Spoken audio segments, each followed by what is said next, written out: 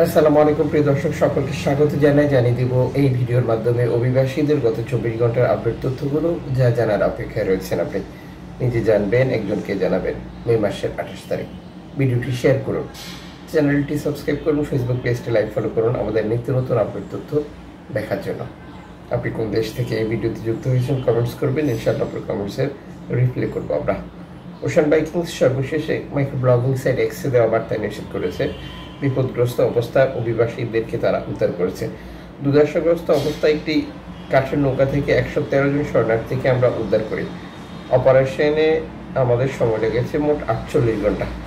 এই সময় উদ্ধারকৃত অভিবাসীদেরকে উদ্ধার করতে আমাদের নানা ধরনের বিড়ম্বনা করতে হয়েছিল।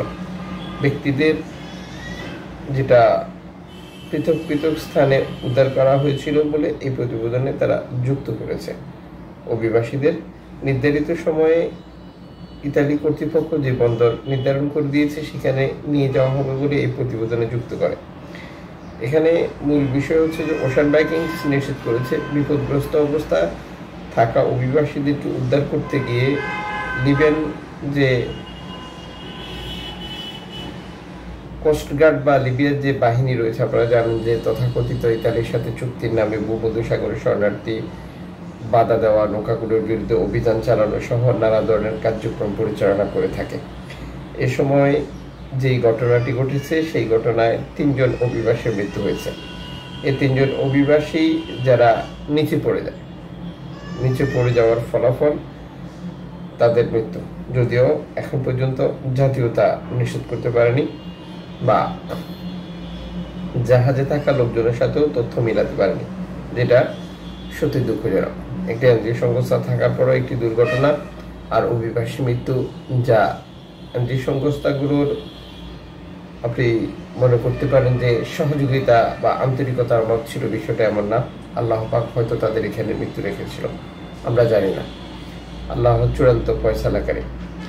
এদিকে সর্বশেষ স্প্যানিশ কর্তৃপক্ষ তাদের উপকূলে শরণার্থী নৌকা উদ্ধারের তথ্য দিয়েছে, যা ধারাবাহিকভাবে অব্যাহত রয়েছে। লিবিয়ান কোস্ট গার্ড আরও রেকর্ড সংখ্যক শরণার্থী আটকের একটি তথ্য দিয়েছে। অ্যালামফোন রেডিও টেকনোলজি এবং IOM এর সর্বশেষ প্রতিবেদন অনুযায়ী 18 তারিখ থেকে 24 তারিখে এই রেকর্ড সংখ্যক শরণার্থীকে আটক করে লিবিয়ান কোস্ট গার্ড। তথাকথিত ইতালির সাথে চুক্তির নামে তারা ভূমধ্যসাগর ব্যবহার করে ইতালি আসার পথে অভিবাসীদেরকে বাধা দেয়, আটক করে নিয়ে যায়। এই সময় তারা যেটা 18 তারিখ থেকে 24 তারিখ পর্যন্ত 620 জন অভিবাসীকে আটক করেছে। আটককৃত অভিবাসীদেরকে বিভিন্ন স্থানে আটকে রেখেছে, যাদেরকে পরবর্তীতে বিক্রি করে দেওয়া, তাদের পরিবারের কাছ থেকে মুক্তিপণ আদায় করা সহ বহু ঘটনা ঘটে থাকে, যা প্রতিনিয়ত আমরা দেখছি।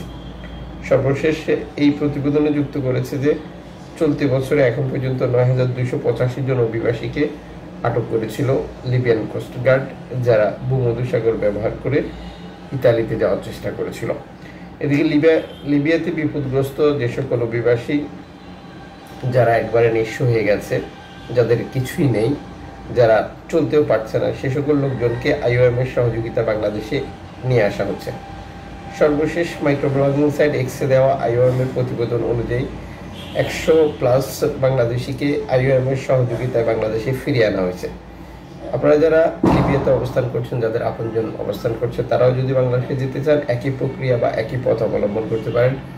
অবশ্যই বাংলাদেশ দূতাবাসে লিপিবদ্ধ হতে হবে, এরপর তারা বাকি প্রসেসিং করে নেবে। মনে রাখবেন, সম্পূর্ণ অর্থায়ন করবে IOM।